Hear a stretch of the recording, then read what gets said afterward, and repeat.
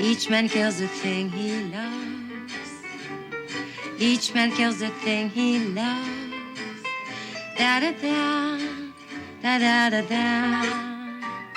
Each man kills the thing he loves. Each man kills the thing he loves. Da da da, da da da da. So Mayukh, we've known each other for a while. I've always loved your perspectives on film. You've written for Verse Shot, you've written for Film Comment. You've pivoted to food writing in a very big way. You're a James Beard Award-winning food writer. You write for the New York Times. You're working on a book. This series is a way for people to kind of get a sense of film history from a different angle. So rather than treat queer cinema like it's a genre, because it's really not a genre, it's about looking back at the past 100+ years of film history through a queer lens. This particular series, which we're calling Turn the Gaze Around, interrogates this idea of what the camera can capture and what it historically has captured and what maybe it captures when there's a queer filmmaker behind the lens, or perhaps there's a queer writer, or there's just something different and subversive about the way that person is being filmed. The first film that we wanted to talk about is called The Watermelon Woman. It's a 1996 film by Cheryl Dunye, and you were talking about how you felt real connections between this film and the things that you study. Hi, I'm Cheryl, and I'm a filmmaker. I'm not really a filmmaker, but I have a videotaping business with my friend Tamara, and I work at a video store, so I'm working on being a filmmaker. The Watermelon Woman is a movie about this one woman named Cheryl who's an amateur filmmaker. She becomes really infatuated with this one woman she sees in a very old movie from, I believe, the 1930s. It's black and white. And she's a black woman who's known as the Watermelon Woman. And there's very little information out there about her. So she starts looking for any information that she can find in the hopes of creating a film about her and her life. And she finds out that this woman happened to be a lesbian, just like she is. Can you believe it? Faye's a sapphic sister. Cheryl Dunye is really interested in documenting this one woman's obsession with this figure in cinematic history who's been cast aside. There's so little information out there about her.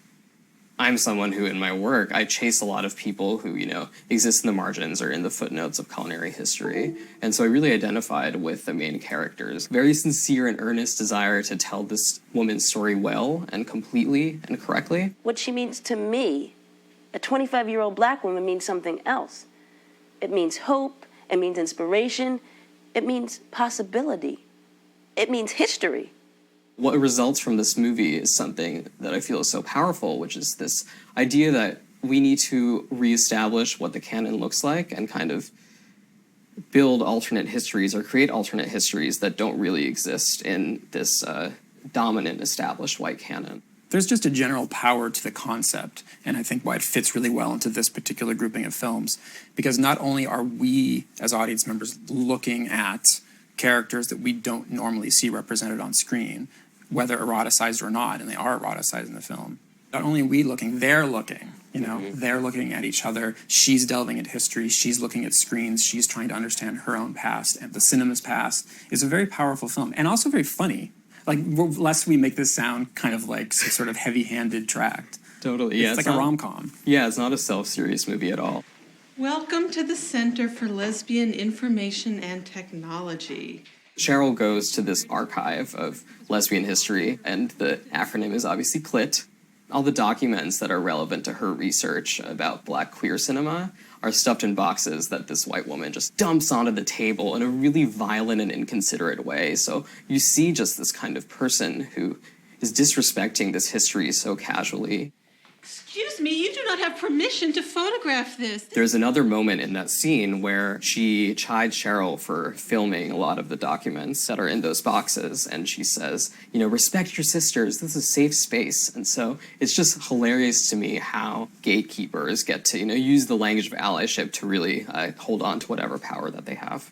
It's actually a remarkable film for the period that it was made. She did so much, Cheryl. That's what you have to speak about. She paved the way for kids like you to run around making movies about the past and how we lived then.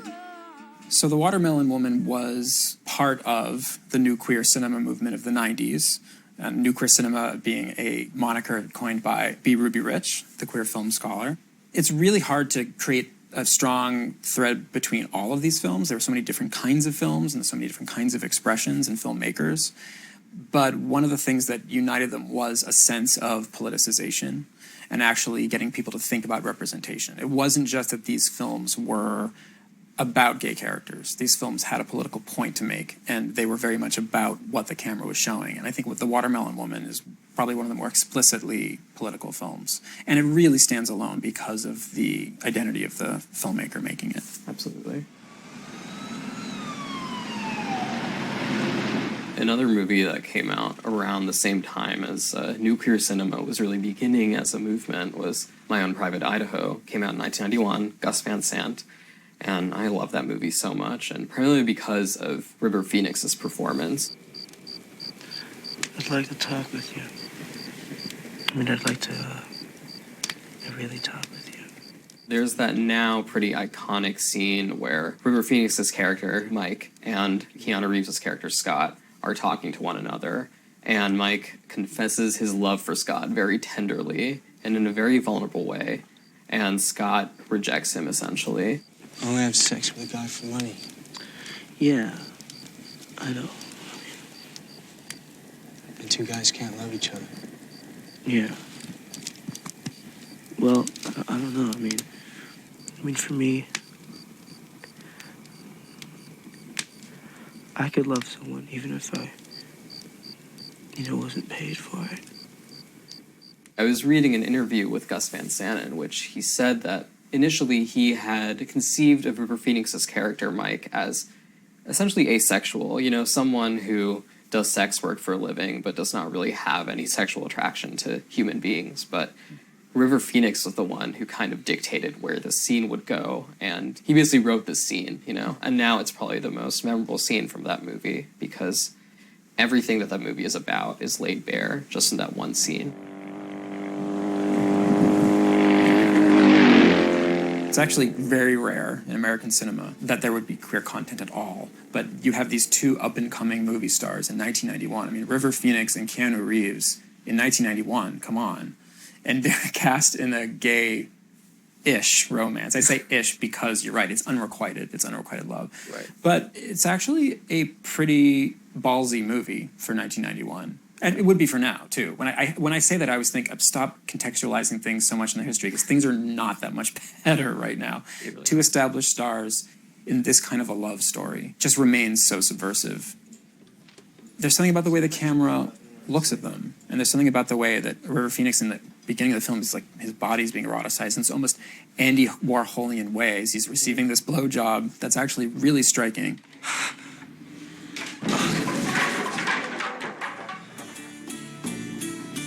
There's this scene where all of these gay porn magazines come to life and start talking to each other. I think that's a brilliant moment because it's actually literally about what a camera can capture and how it kind of eroticizes the male form. It's when you start doing things for free that you start to grow wings. Isn't that right, Mike? What? Wings, Michael. You grow wings and become a fairy. Is that right, sweetie? There's nothing under the surface in that case. Right. It could have been easily also a film about straight hustlers who are going gay for pay. And it sounds like it could have been that based on what you're saying about River Phoenix kind of changing the character. It's a very gay, mainstream American film that just totally twists the way that we look at films. Absolutely. And it's also impossible to watch this movie and not think about River Phoenix and his death, I think 2 years later. He was this volcano of talent who just died in the most tragic way possible. Mike. I really want to kiss you, man.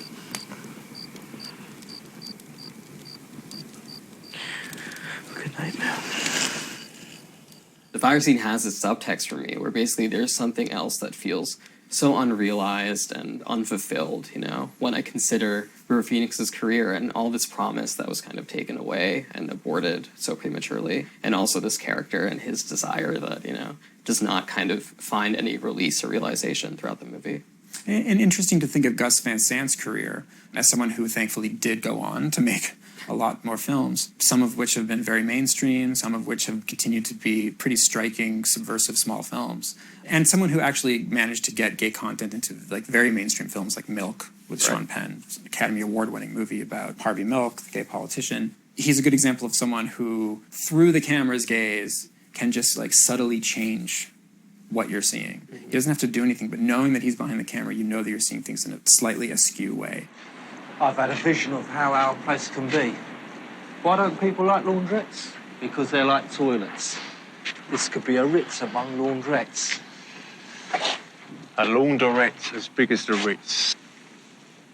Oh, yes.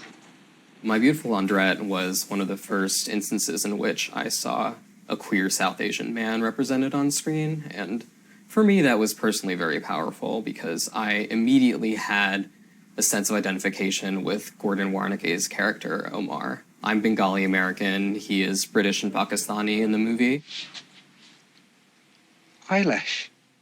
In spite of that, you know, his kind of attraction to a kind of love that exists so far outside of his family unit. Your uncle can't pay you very much, but at least you'll be able to afford a decent shirt, and you'll be with your own people, not in a dull queue.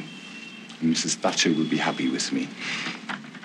So he falls in love with Johnny, played by Daniel Day-Lewis, and they had known each other since they were school children, but since then they've kind of drifted apart, and Daniel Day-Lewis's character, Johnny, has become, you know, a punk, basically, and aligned himself with what we might recognize today as the far right.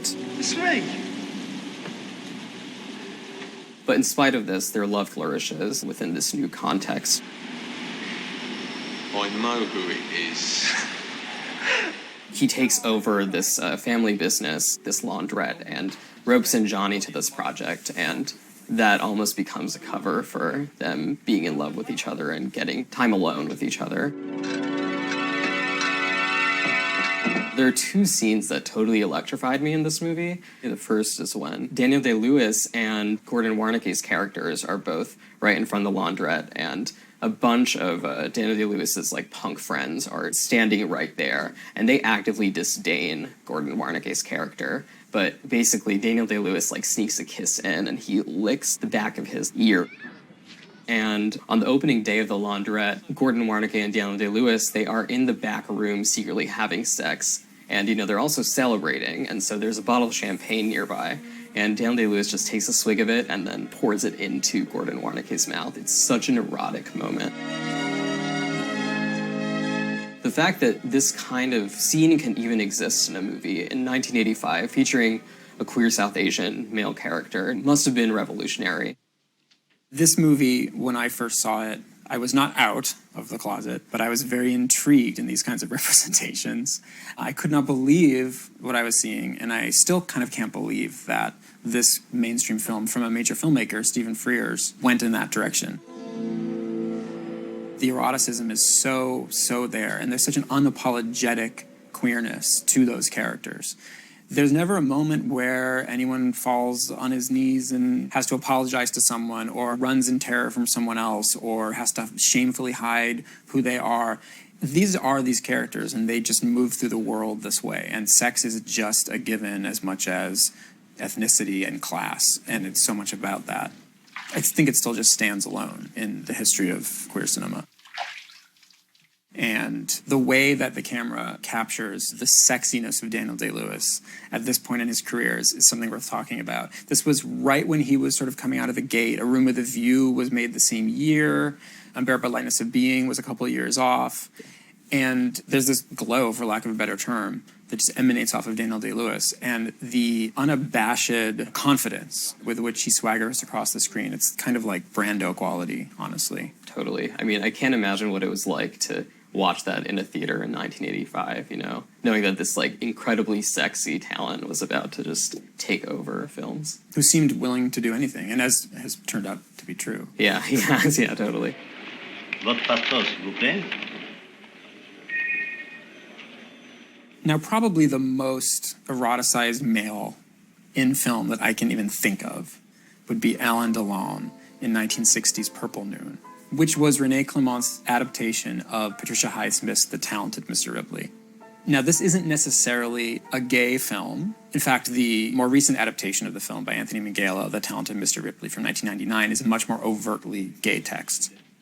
In Purple Noon, it's very much kind of a sublimated desire. But because of the strength of the camera gaze and because of the control that Alain Delon has over that gaze as a movie star, it really is probably one of the most homoerotic films I've ever seen. Yeah, absolutely. You can tell that the camera is totally infatuated with Alain Delon, but he's almost controlling it, and he's controlling a lot of the gaze. And it really fits this character who's sociopathically ambitious, to the point where he wants to adopt all these identities and please everyone, but most importantly, please himself. C'est donc pour ça que vous avez pris mes relevés de banque. Exactement. Vous me tuez, vous voilà riche. Eh bien voilà, on ne peut rien vous cacher. Ça me paraît quand même terriblement compliqué, ça, dites-moi. Vous seriez pris tout de suite, vous. Pas forcément. Vous savez, j'ai l'air comme ça. Mais mon imagination... His beauty is so unlike that of a lot of other male movie stars of that era, in my opinion, because I think you wrote this actually, that he had this kind of delicate, almost feminized beauty. He was as beautiful as Bardot or Deneuve, and, no heterosexual male viewer could necessarily deny that. But there's also something kind of dangerous about him, And it's funny because he was initially going to play the other character who, in the 1999 remake, was played by Jude Law. But he pleaded with Clement to play Tom Ripley instead, and it works so perfectly for that character and that movie. Au fond, à quoi ça sert d'avoir du fric, puisqu'on peut dépenser celui des autres? Hein? Oh, toi, tu peux parler avec les millions de papa. Oh. Yeah, no, it's interesting to think about in the remake, Jude Law playing the character who's considered the golden boy, the most beautiful, the one that the camera adores, because that is the character that the main sociopathic Tom Ripley character wants to become. He desires him, he wants to be him, so it makes sense for the Philippe Greenleaf is his name in Purple Noon, Dickie Greenleaf in the book and the remake. It makes sense for that character to be the most desirable, but by having Alain Delon play Tom Ripley changes our relationship to the film because we're desiring a sociopath. Absolutely. So it doesn't really, I don't think it puts us in his perspective, which is what happens in Talented Mr. Ripley, where we're looking at Jude Law through the character. In this case, as audience members, we're just looking at him, and we want to be near him, and we want him to succeed because he's so beautiful. Totally. He fools us also, and I was totally enraptured by his beauty, and everything that he was doing so slyly throughout that movie. It's interesting that you talk about his beauty being so different from other French actors of the era. Yes, like you would say, like Jean Gabin was kind of like the French film star of the period. But I also was thinking of Jean Marais, who was the star of Orpheus from 1950, Jean Cocteau's film, which is also a film that adores its male protagonist. What makes it a bit different from Purple Noon is that it actually was a queer filmmaker, Jean Cocteau, who was making a film starring a former lover of his. And the way that the camera caresses him creates this electrifying vision. Jean Marais had, just a few years earlier, starred in Cocteau's Beauty and the Beast. He played the Beast. And by the time Orpheus came out, they were no longer lovers. And Edouard Dermite, who was Cocteau's new lover, also appears in Orpheus. And he's also eroticized by the camera. So there's kind of like a battle going on. And this is one of those films that makes me actually think about the filmmaker behind the camera at all times. Auriez-vous peur? Non, mais cette glace est une glace. Et j'y vois un homme malheureux. Before I saw Orpheus for the first time, I didn't even know about that backstory. I wondered how much is Cocteau almost punishing Jean Marais, this passage between these two universes constantly. It's interesting because even these two actors in Orpheus, Dermite and Marais, they have such different kinds of beauty. Dermite is closer to Alain Delon in the sense that he has this kind of soft, gentle beauty. It's very delicate, almost porcelain. Jean Marais has a very angular, kind of jagged and rugged face. The way in which he's framed versus someone like Alain Delon in Purple Noon is just like total opposite. It's such a sensuous film. The way the camera moves, the way the effects are done, the in-camera effects. All of Cocteau's films have this subversive visual quality. He's someone who believed in the importance of poetry, that when it's used to extol the beauty of men, this is something common in sculpture, common in painting, common in poetry, but it's not common in cinema. And I think that because of that, Cocteau's cinema just stands out, unlike anyone else's in all of film history. Ô Seigneur, la vie est longue à être morte. C'est la zone. Elle est faite des souvenirs des hommes et des ruines de leurs habitudes. I think movies like this, Purple Noon and Orpheus, are really good examples of the different ways we watch movies at different times, or the different ways audiences have taken in movies at different periods in history.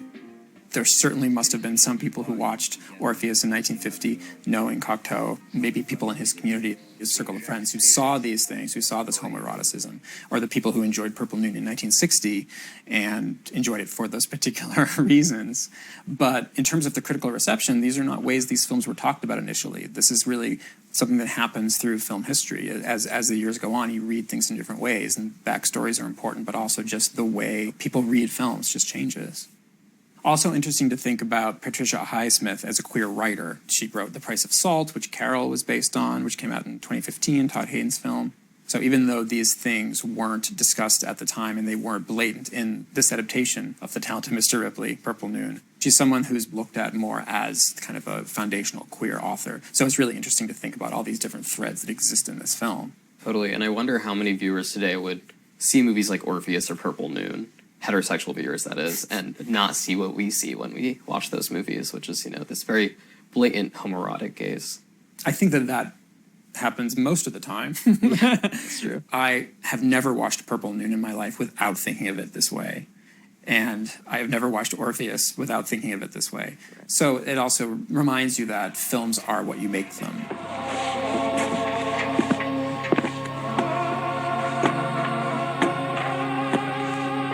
Yeah? Your boots, sir. Leave them there. Anything else, sir? No, thank you. Another actor who's extremely sexualized in his film is Brad Davis in Rainer Werner Fassbinder's Corral, which was Fassbinder's last film, made in 1982, based on a Jean Genet story. So it's really just about as gay as you can get, Totally. Bisexual filmmaker, queer writer, queer star, Brad Davis, who actually died of AIDS in the 80s, also was the star of Midnight Express in 1978. This is probably one of the most physically beautiful queer films ever made. It's such a disorienting experience to even watch this movie because everything about it feels so artificial and theatrical, and the line deliveries of almost every single actor is just so stilted. And yet the way in which Fassbinder's able to achieve this sense of homoeroticism within those confines is just really striking. When you think about movie costuming, historically, you don't necessarily think of men. I think this has just been the case. I think there have been a handful of movie stars we've thought about over the years in relation to how they're dressed and how they're presented on film. Mm-hmm. I'm thinking of, Clark Gable not wearing an undershirt in It Happened One Night. Right. And then James Dean wearing an undershirt in Rebel Without a Cause. And of course we have Marlon Brando. But Brad Davis's sailor tank top is probably one of the most erotic costuming examples of a male actor that I've ever seen. I'm so lucky you helped me out, Corral. Forget it. You still gotta be careful they don't catch you. When I first saw Corral a few years ago, I honestly thought that it was, this is a very uncharitable read, but I thought that it was kind of like a bad gay porn parody, And it was almost construed as such by critics, A lot of people were really disappointed in the fact that, this very promising filmmaker, Fassbinder, died, and this was the last piece of work that he left the world with. But I feel as though it was the fullest realization of a lot of his kinds of desires that were, roiling through a lot of his other movies. And it was far less tame than, Marriage of Maria Braun or Veronica Voss or Ali Fears the Soul, those movies that, commanded a lot of critical attention in their day. But it's just really funny to, read like Vincent Canby's review, for example, just being like, this is such a disappointing coda to, an amazing career. Well, I think that there's also just kind of like a discomfort with gay material that shows up in a lot of reviews. I mean, I remember reading the Andrew Sarris review of Lawrence of Arabia from 1962, in which he just goes on and on about the inappropriateness of the way that Peter O'Toole is eroticized. This is Peter O'Toole at his most beautiful. The blue eyes are popping off the screen. There's a scene where he's like stripped and whipped, and Andrew Sarris goes on and on about how this is vulgar and this is crass, and that there's actually a strain of homoeroticism in cinema that's making him uncomfortable. He said that in this early 60s review. And so that was blatant, but I think that discomfort threads its way through a lot of mainstream film criticism, and that was the way things were for many decades. And yeah, Carell was just outright rejected.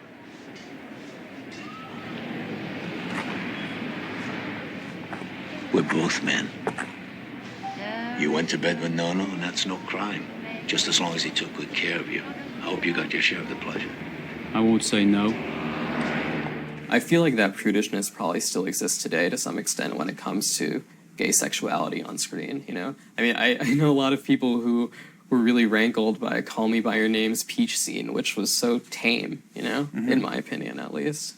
It is, but once you get bodily fluids in there, people just recoil. Yeah, they absolutely I don't know why. do. Totally. There are definitely films in this series that have bodily fluids in them. And we are going to be proud about that. Excellent. I was going to say another thing about Carell that might have caused discomfort is the fact that sex feels so transactional in a lot of the scenes there. For example, Carell has to submit to Nono, who's Jean Moreau's husband, and that whole scene where Carell has anal sex for presumably the first time, you know, it's just such an odd and almost unerotic scene for me, at least, you know. We won't kiss. Goes without saying. Yeah, it's actually worth discussing the eroticism of the camera gaze, but the lack of erotics between characters in that film. Right. Totally. And I think that that's pretty much in keeping with the kind of Brechtian distanced quality of much of Fassbinder's work. I don't think you come away from something like The Bitter Tears of Petra von Kant, as amazing as it is, thinking about, you know, the beauty of desire. It's really kind of the opposite. Don't you know me? Yeah. You're Carell. Robert's brother. Right. Everything about this movie feels so mechanical, but, you know, even the color palette is just so, it's drenched in all these really deep reds and oranges and yellows, you know, there's this kind of, like, desire just coded into the way the movie actually looks. Yeah, it sometimes feels like a Disney film. Yes. Or it looks like... Yeah, or at least like a Broadway play or something like that, yeah. Right. You know, I think it's fitting that his last film was controversial and rejected, because he actually always courted controversy and courted people's displeasure from the very beginning, actually. His first film, Love is Colder Than Death, which is a queer triangle from 1969, upon its premiere at the Berlin Film Festival, he was booed. And he had a very defiant stance. He had kind of like a fuck you response to the audience who booed him. So that renegade auteur status that he had was from the very first film to the very last film. Absolutely. You know, Carell is a movie that rejects any sort of assimilationist politics, in my opinion. You know, I think that any heterosexual viewer who's looking at that being like, oh, I want to be convinced that gays are just like us, is not going to get that from that movie, especially. Yes. There's like an interesting strain of queer cinema that just, like, doesn't give a fuck. Exactly.